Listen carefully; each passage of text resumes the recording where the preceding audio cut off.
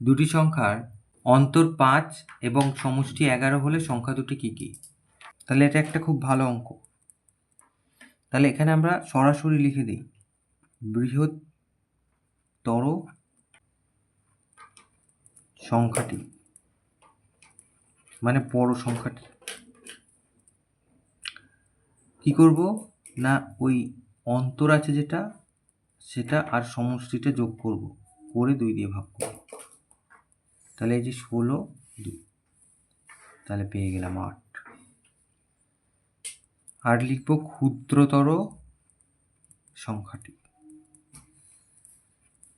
সমান সমান এই দুটো বিয়োগ করব, ওই যে সমষ্টি আর অন্তর যেটা বিয়োগ করে 2 দিয়ে ভাগ। তাহলে এটা 6, তাহলে এটা হচ্ছে 3। তাহলে আমরা পেয়ে গেলাম সংখ্যা দুটো, একটা 8 আর একটা 3। অতএব সংখ্যা দুটি 8 ও 3।